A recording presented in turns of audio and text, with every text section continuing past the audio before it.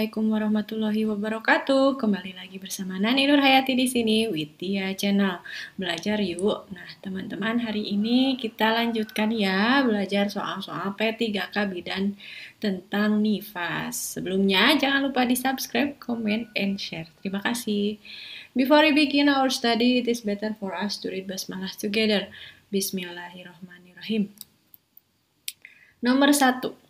Seorang ibu berusia 27 tahun, status obstetrinya P1A0 dan postpartumnya 12 hari, mengeluh payudaranya bengkak, benjolan dan nyeri bila disentuh, serta bayi menolak menyusui. Hasil pemeriksaan menunjukkan adanya inflamasi dan kemerahan pada payudara di sebelah kiri. Diagnosa pada kasus tersebut adalah abses payudara ini disebabkan oleh infeksi dari bakteri sehingga terdapat kumpulan nanah di bagian bawah kulit payudara. Gejala dari abses payudara ini diantaranya adalah payudara membengkak, merah, nyeri bila disentuh. Nomor 2, seorang perempuan umur 25 tahun P3A0 nifas 8 jam di puskesmas. Hemoragik postpartum itu 400 cc.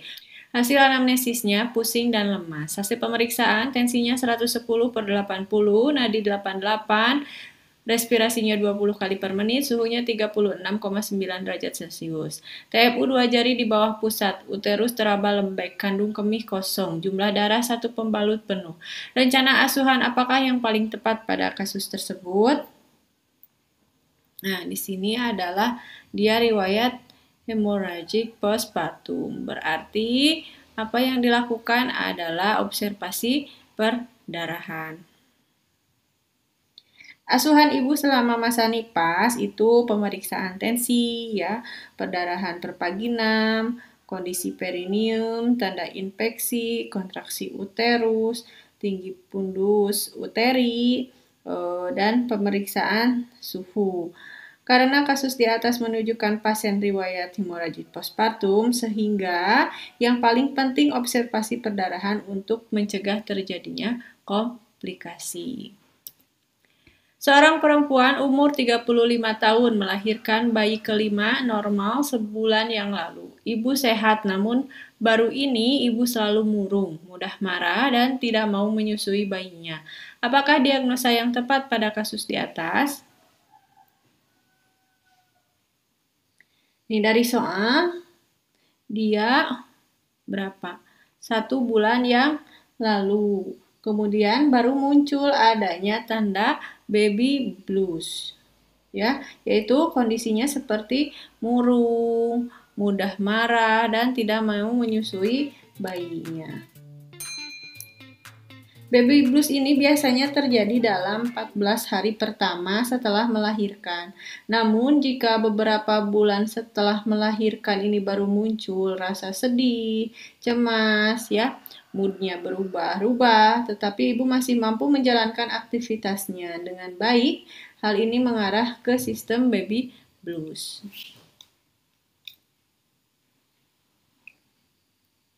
Sedangkan bila ada gejala psikologis yang dirasakan ibu beberapa bulan setelah melahirkan, semakin intens dan sampai mengganggu aktivitas sehari-hari, maka ibu mengalami depresi postpartum. Kondisi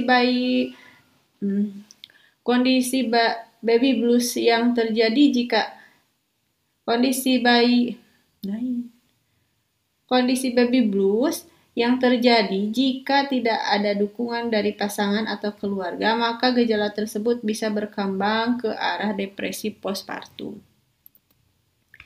Bidan melakukan kunjungan rumah pada seorang perempuan berusia 34 tahun, P3A0, postpartum 6 hari. Hasil pemeriksaan didapatkan tanda-tanda vitalnya dalam batas normal. TFU 2 jari di atas simpisis. Asuhan yang diberikan bidan pada pasien tersebut. Nah, ini dia postpartum 6 hari. Tensinya normal, ya. TFU-nya 2 jari di atas simpisis. Jadi asuhan apa yang diberikan? Asuhan yang seharusnya diberikan bidan pada pasien ini adalah memastikan involusi itu berjalan dengan normal, ya.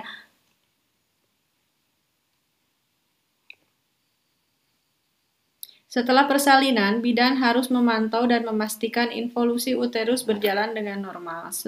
Uterus berkontraksi dengan baik, kemudian tinggi fundus uteri berada di bawah umbilikus dan tidak terjadi perdarahan abnormal. Involusi uterus atau pengerutan uterus adalah suatu proses ketika uterus itu kembali ke kondisi sebelum hamil dengan berat 60 gram ya. Seorang ibu postpartum 35 hari menyusui ingin menggunakan KSP.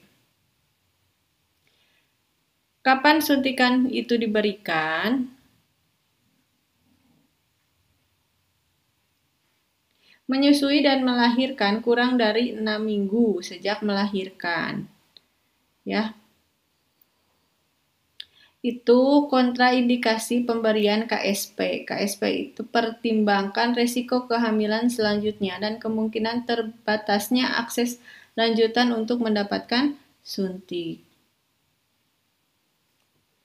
Jadi jawabannya adalah tunda suntikan pertama sampai dengan 6 minggu postpartum.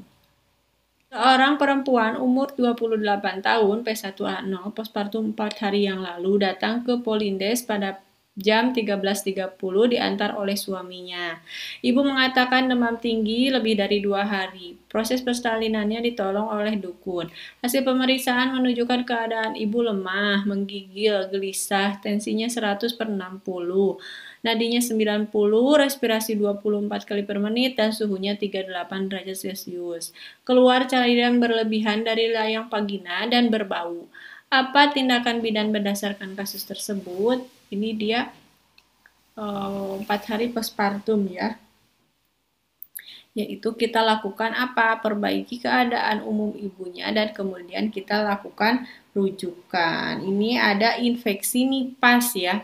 Nah, suhunya 38, kemudian ada cairan berbau dan berlebih ya. Kemudian riwayat persalinan oleh dukun ya. Infeksi nipas adalah peradangan yang terjadi pada organ reproduksi yang disebabkan oleh maksudnya mikroorganisme atau virus ke dalam organ reproduksi selama proses persalinan dan masa nipas. Mikroorganisme penyebab infeksi berasal dari oksigen atau endogen.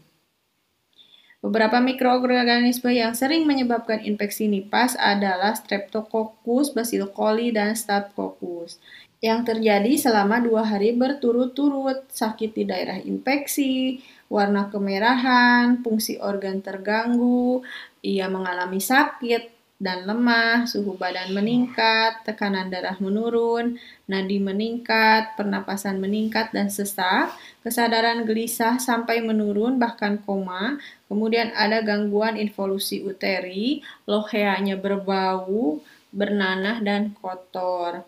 Ya, tindakan yang dapat dilakukan bidan adalah perbaiki keadaan ibu dan kemudian kita lakukan rujukan. Penyebab kesulitan buang air kecil atau retensi urin pada ibu postpartum adalah sebagai berikut, kecuali hal-hal yang menyebabkan kesulitan buang air kecil pada ibu postpartum. Yang pertama adalah adanya edema trigonium yang menimbulkan obstruksi sehingga terjadi retensi urin. Yang kedua adalah diaforesis.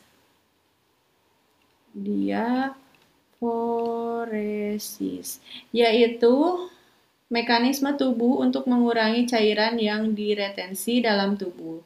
Terjadi selama 2 hari setelah melahirkan. Yang ketiga adalah karena depresi dari sphincter uretra oleh karena penekanan kepala janin dan spasme oleh iritasi muskulus sphincter ani selama persalinan sehingga menyebabkan kesulitan miksi. Jadi kecualinya di sini adalah yang D, yaitu peningkatan hormon estrogen. estrogen. Suplemen mineral yang penting dibutuhkan ibu nipas untuk adaptasi terhadap kenaikan sirkulasi darah dan sel adalah jenis-jenis mineral penting dan dibutuhkan pada ibu nipas dan menyusui diantaranya yang pertama adalah zat kapur atau kalsium. Ini berfungsi untuk pembentukan tulang dan gigi anak dengan sumber makanan yang adalah susu, kacang-kacangan, keju, sayuran berwarna hijau gitu ya. Kemudian yang kedua adalah fosfor. Ya, fosfor ini diperlukan untuk pembentukan kerangka tubuh. Sumber makanannya susu, keju, daging. Kemudian yang ketiga adalah zat besi. Zat besi ini sangat penting dalam masa menyusui karena dibutuhkan untuk kenaikan sirkulasi darah dan sel, serta penambahan sel darah merah sehingga daya angkut oksigen itu mencukupi kebutuhan. Sumber zat besi itu kuning telur, hati, daging, kerang, ikan, kacang-kacangan, dan sayuran hijau. Yang keempat adalah yodium. Nah, yodium ini sangat penting untuk mencegah timbulnya kelemahan mental dan kekerdilan fisik. Sumber makanannya adalah minyak ikan, ikan laut, dan garam beryodium. Jadi, suplemen mineral yang penting dibutuhkan ibu nipas untuk adaptasi terhadap kenaikan sirkulasi darah dan sel itu adalah yang C, yaitu zat besi. Ya. Lanjut. Seorang perempuan usia 40 tahun, P4A0, postpartum 2 jam. Dan akan segera dirujuk ke puskesmas dari puskesmas ke rumah sakit dengan keluhan perdarahan pasca persalinan. Pertolongan persalinan dilakukan oleh dukun di rumah sebelum dibawa keluarga ke puskesmas. Keadaan ibu pada saat di puskesmas lemah, apatis, tensinya 80/60, nadinya 102, suhunya 35,1 derajat Celcius. Pernapasannya 30 kali per menit, kontraksi uterusnya lembek. TEFU-nya tidak teraba. Perdarahan kurang dari 500 ya, bayi mah normal. Apa tindakan pertama yang paling tepat pada kasus ini? Yaitu kita lakukan pemasangan infus ya. Nih, ada perdarahan aktif ya. Nih, perdarahan aktif yang menyebabkan dia keadaannya lemah dan ada kontraksi yang lembek. Ini berdasarkan hasil pemeriksaan oleh petugas kesehatan, ibu mengalami perdarahan postpartum di mana perdarahan itu terjadi dalam 24 jam setelah bayi lahir. Perdarahan postpartum merupakan salah satu penyebab kematian pada ibu. Jadi, dilihat dari pemeriksaan, dia mengalami shock hipovolemik yang ditandai dengan nadi cepat ya. Nih. Nadinya cepat.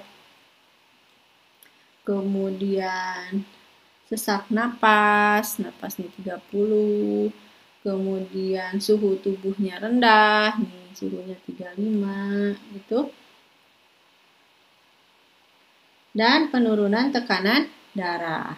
Nah, gitu. Jadi, penanganan yang tepat pada pasien yang shock itu adalah perbaikan keadaan umum dengan pemasangan infus, berikan oksigen terlebih dahulu, ya. Ibu nipas 3 minggu datang ke bidan praktek mandiri mengeluh demam menggigil, mual muntah, nyeri seluruh bagian perut, tensinya 110/80, nadinya 100, respirasi 25, suhunya 39,5. Ya. Palpasi nyeri abdomen, bising ususnya negatif. Kasus ini disebut, nah kita lihat kata kuncinya, dia mengalami demam menggigil, kemudian mual muntah, nyeri perut bagian bawah, nah ini ya nyeri abdomen. bising usus negatif. Ini berarti merupakan diagnosis apa? Peritonitis, nyeri abdomen. Ya. Seorang ibu 35 tahun P4A0 postpartum 6 jam yang lalu di rumah sakit dengan berat badan bayi 2,5 kg. Ibu mengeluh sakit kepala hebat, pusing, pandangan kabur, nyeri ulut hati. Pemeriksaan menunjukkan tensinya 160/120, protein urea positif 3, udim pada kedua kaki, loheanya rubra kurang lebih 300 cc. Apakah diagnosa yang tepat sesuai kasus tersebut? Nah, di sini dia mengalami apa? Impending eklamsi ya. Nah, kalau preeklamsi merupakan kehamilan di atas 20 minggu yang disertai hipertensi, udim, protein ureanya positif. Biasanya preeklamsi sudah terdiagnosa sebelum melahirkan. Kelahiran ibu sendiri sering sebagai tindakan untuk mencegah memburuknya preeklamsi sebagai upaya mencegah terjadinya eklamsi ya. Kalau eklamsi pasca persalinan itu biasanya di dalam 24 jam setelah melahirkan ya. Dalam 24 jam postpartum ya. Eklamsi apa? Pasca salin. Nah, salin itu 24 jam postpartum. Disebut preeklamsi ringan apabila tensinya 140/90, kenaikan sistoliknya 30 mm Hg atau lebih ya, atau kenaikan distolik itu 25 mm Hg atau lebih. Disertai dengan udim atau protein urea positif 2. Kalau disebut preeklamsi berat ya, preeklamsi berat itu tensinya 160/110 ya. Disertai udim, kemudian proteinnya positif 3. Preeklamsi disertai pusing, nyeri ulut hati, penurunan penglihatan disebut eklamsi, impending eklamsi ya. Kalau ada impending itu berarti preeklamsi disertai dengan nyeri ulu hati gitu ya, pusing, pandangan kabur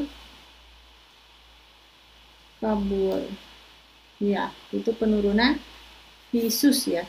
Nah, kalau ada dia kejang berarti dia eklamsi gitu ya.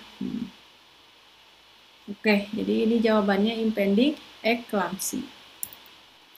Beberapa contoh sumber protein pada ibu nipas yang apa aja? Sumber gizi protein itu ada ikan, udang ya, terus kepiting, ada daging ayam, hati, telur, susu, keju, kacang tanah, kacang merah, kacang hijau, kedelai, tahu, tempe ya. Nah, sumber protein yang terlengkap dalam susu, telur, keju juga mengandung zat kapur, zat besi, dan vitamin B. Jadi contohnya di sini jawabannya adalah yang B. Susu, telur, keju, tahu, tempe. Salah satu manfaat secara khusus atau spesifik dari latihan perut pada senam nipas adalah apa? Latihan perut manfaatnya apa aja? Mengurangi resiko sakit punggung dan pinggang, ya, mengurangi varises vena, mengatasi kram kaki, juga memperlancar peredaran darah. Jadi jawabannya adalah mengurangi resiko LBP. Hormon yang merangsang terjadinya kontraksi sel-sel myoepitel di sekitar alveoli untuk ejection ASI adalah oksitosin ya. Oksitosin ini dilepaskan oleh kelenjar hipofisis anterior. Terjadinya kontraksi sel-sel mioepitel di sekeliling untuk menyemburkan ASI, pengeluaran ASI melalui ductus lactiferus ya. Fungsi utama suplemen vitamin A pada ibu nipas adalah vitamin A itu digunakan untuk pertumbuhan sel, jaringan, gigi, tulang, perkembangan saraf, penglihatan, meningkatkan daya tahan tubuh terhadap infeksi. Sumber vitamin A adalah kuning telur, hati, kemudian mentega, sayuran berwarna hijau. Itu. Jadi jawabannya adalah pertumbuhan sel dan mencegah infeksi. Ibu nipas 2 minggu datang ke bidan praktek mandiri, mengeluh demam menggigil, nyeri perut bawah, lohea berbau, dan pengeluaran nanah. Tensinya 110/80, nadinya 100, respirasi 25. Suhunya 38,5 derajat Celcius. Terdapat nyeri tekan uterus. Dari kasus tersebut disebut apa? Dia mengalami nyeri perut bawah dan demam. Lohea berbau. Nyeri tekan uterus nih. Nyeri tekan uterus berarti dia mengalami metritis ya. Jawabannya yang A. Nomor 18. Seorang perempuan umur 45 tahun P3A0 postpartum 2 jam yang lalu secara spontan di bidan praktek mandiri. Pengeluaran darahnya kurang lebih 600 cc. Mengeluh pusing, badan terasa lemas, jantung berdebar-debar, keringat dingin. Hasil pemeriksaan tensinya 90/60, nadi 100, suhu 35, pernapasan 30, kontraksi uterusnya tidak ada. Uterusnya lembek ya. Diagnosanya apa? Dia mengalami shock hipovolemik ya, ditandai dengan nadi cepat, ini nadinya cepat, kemudian sesak napas, suhu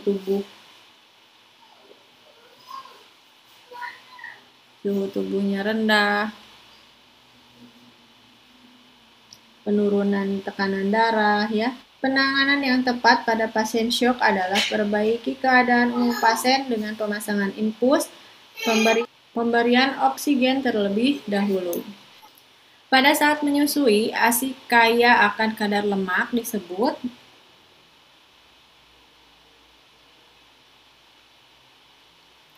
high milk ya. Pada awal menyusui, susu ini akan kaya protein, laktosa, dan air. Itu disebut formilk ya. Dan ketika penyusuan berlanjut, kadar lemak secara bertahap bertambah sementara volume susu berkurang, itu high milk. Protein antiinfeksi yang terkandung dalam ASI adalah whey protein. Whey protein mengandung protein anti-infeksi, sementara kasein itu penting untuk mengangkut kalsium dan fosfat. Jawabannya adalah yang C. Seorang perempuan umur 33 tahun, P2A0, postpartum 2 jam yang lalu secara spontan di puskesmas. Mengeluarkan darah sebanyak 600 cc. Ibu mengeluh pusing, badan lemas, hasil pemeriksaan tensinya 90/60, suhu 37,5, nadinya 92 kali per menit, dan respirasi 24 kali per menit. Kontraksi uterusnya tidak ada. Konutnya lembek. Pasien telah terpasang infus. Asuhan kebidanan apa yang dapat diberikan segera kepada ibu? Dia 2 jam postpartum, tapi kontraksi uterusnya lembek. Yang kita lakukan adalah melakukan KBI/KBE. Keadaan ibu itu menandakan ibu mengalami perdarahan postpartum. Nih, perdarahannya 600 cc. Di mana perdarahan ini terjadi dalam 24 jam setelah bayi lahir dan pengeluaran darahnya lebih dari 500 ml. Penyebab dari perdarahan postpartum ini adalah atonia uteri. Bisa juga ada karena perobekan jalan lahir dan plasenta yang tertinggal. Kalau di sini kontraksi uterusnya kan lembek gitu. Jadi ini merupakan tanda atonia uteri. Asuhan kebidanan yang harus dilakukan oleh petugas kesehatan untuk perbaiki atonia uteri yaitu memperbaiki kontraksi uterus dengan cara KBI dan KBE, di mana KBI ini dilakukan untuk menekan rahim di antara kedua tangan dengan maksud merangsang rahim agar berkontraksi dan mengurangi perdarahan.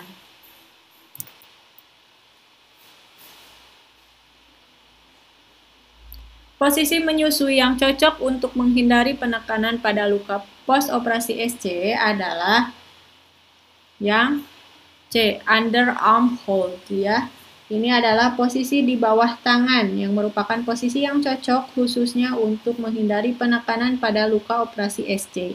Ibu tegak menggendong bayi di samping, kemudian menyelipkan tubuh bayi ke bawah lengan atau mengapit bayi dengan kaki bayi mengarah ke punggung ibu.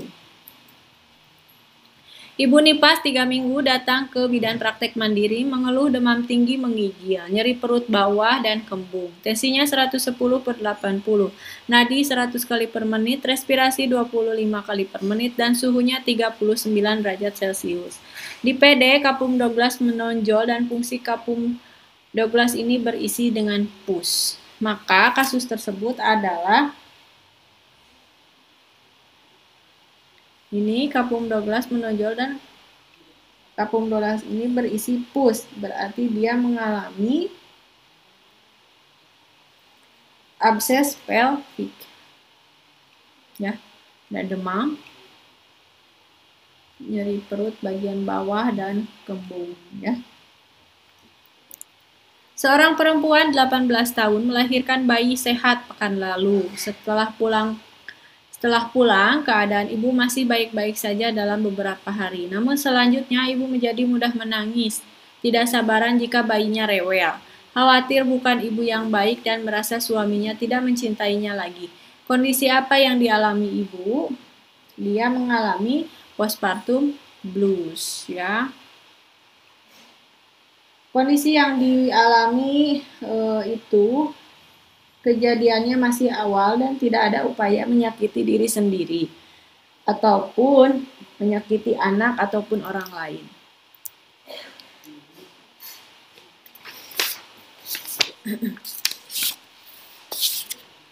Seorang ibu 28 tahun melahirkan anak ketiga 6 hari yang lalu ditolong oleh dukun dibawa ke rumah sakit.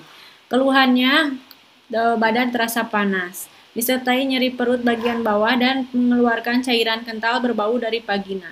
Hasil pemeriksaan, fundusnya 1 jari di bawah pusat, tensinya 190/70. Ya. Suhunya 39 derajat Celcius, pernapasan 20 kali per menit, nadi 110 kali per menit. Apakah penyebab demam pada pasien tersebut? Ini dilihat dari tanda dan gejalanya, ini ibu itu mengalami infeksi ya, karena uterus ini teraba 1 jari di bawah pusat di waktu dia 6 hari postpartum. Kemudian ibu juga mengalami nyeri perut bagian bawah ya. Ada bau dari vagina, tensinya 190, suhunya 39 derajat Celcius. Nadinya juga tinggi 110 kali per menit. Ini terjadi infeksi nipas.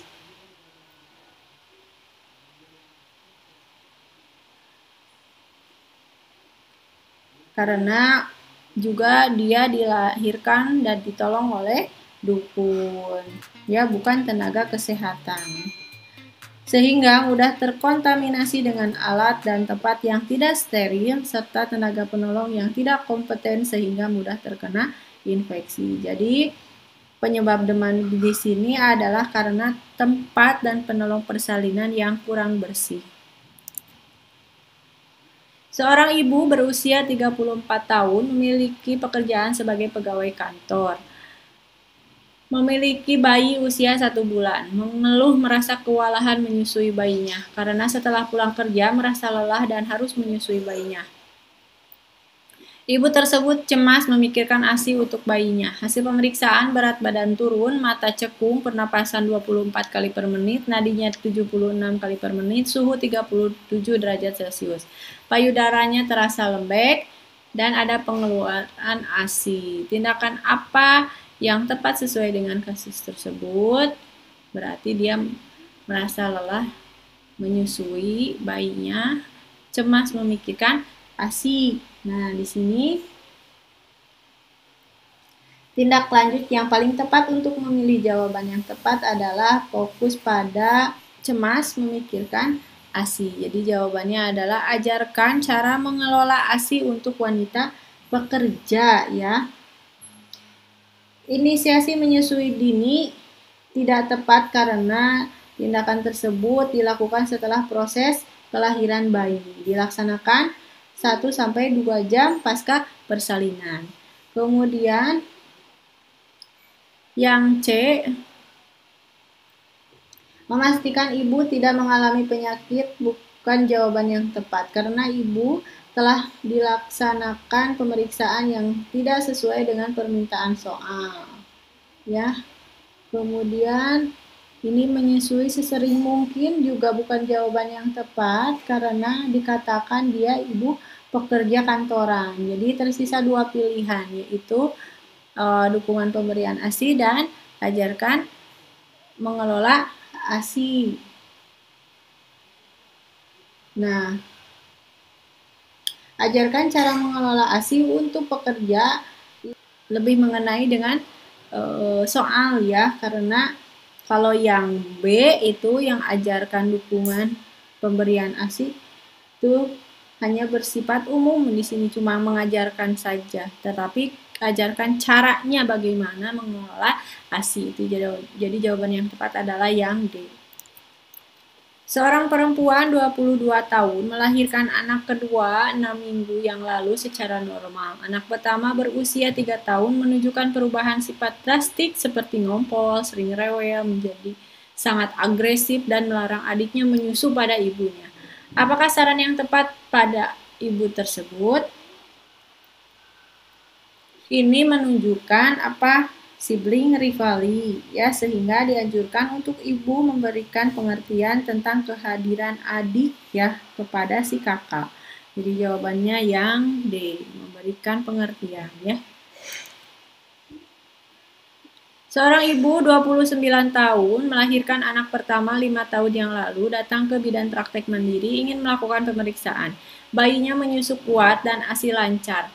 Mengeluh lebih lelah karena sering bangun di malam hari. Langkah awal yang tepat pada kasus ini adalah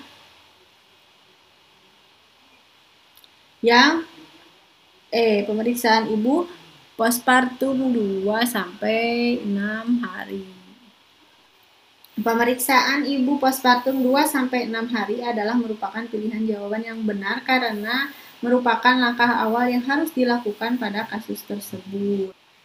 Seorang ibu 25 tahun melahirkan 2 hari yang lalu di bidan praktek mandiri dengan keluhan perut mules, sulit tidur, hasil pemeriksaan tensi 120/80, nadi 82 kali per menit, respirasi 24 kali per menit, suhunya 36,5 derajat Celcius. Pengeluaran lohea berwarna merah. Berapakah tinggi pundus uteri yang sesuai pada kasus tersebut? Di situ adalah ini 2 hari yang lalu. Berarti kita lihat dulu apakah kategori normal. Di kasus ini ibu mengalami mules ya, perut mules. Ini bukan masalah ya. Ini masih dalam keadaan normal. Karena proses involusi yang menyebabkan rasa mules perut, terutama pada perut bagian bawah, sehingga kasus ini adalah kasus yang normal. Kita fokus pada teori penurunan TFU pada ibu nifas. Penurunan TFU pada ibu nifas Ini kalau 2 hari postpartum, maka TFU-nya 2 jari di bawah pusat. Ya. Pengeluaran lohea warna merah. Ini bagaimanakah proses IMD di ruang operasi? Setelah bayi lahir dan dibersihkan, proses IMD dapat dilaksanakan sampai proses operasi selesai. IMD tidak mengharuskan duduk, bayi dapat menyusu dengan cara tengkurap di dada ibu. Jadi jawabannya yang A. Ibu nifas 4 minggu datang ke bidan praktek mandiri mengeluh nyeri saat buang air kecil dan sering. Tanda-tanda vital itu dalam batas normal. Jadi kasus tersebut apa diagnosanya? Dia mengalami disuria, yaitu frekuensi dan urgensinya meningkat. Jadi jawabannya adalah sistitis. Seorang perempuan postpartum hari ke-7 mengalami postpartum blues, merasa kecewa dengan perasaan hatinya. Apakah gejala-gejala postpartum blues tersebut? Jawabannya adalah sering menangis dan mudah tersinggung.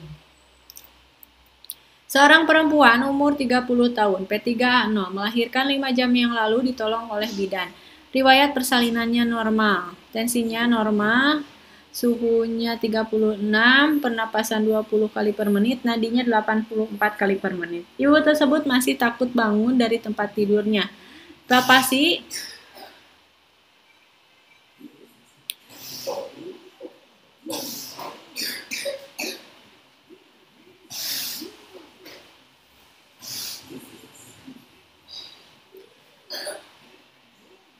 TFU 2 jari di bawah pusat, lohea rubra, payudara tegang, air susu yang keluar dari ibu dan merupakan cairan dengan viskositas kental, lengket, dan berwarna kekuningan.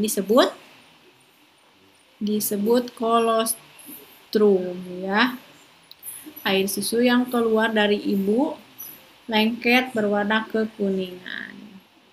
Ya, baru lahir susu pertama, ya. Seorang bidan sedang melakukan kunjungan rumah pada ibu postpartum 3 hari. Ibu tersebut mengeluh ASI-nya yang keluar itu sedikit dan khawatir tidak bisa memenuhi kebutuhan bayinya. Bidan memberikan penyuluhan bahwa semakin sering ASI dihisap oleh bayi akan semakin banyak produksinya. Refleks yang berperan terhadap produksi ASI adalah refleks prolaktin, ya. Oke, sekian, terima kasih.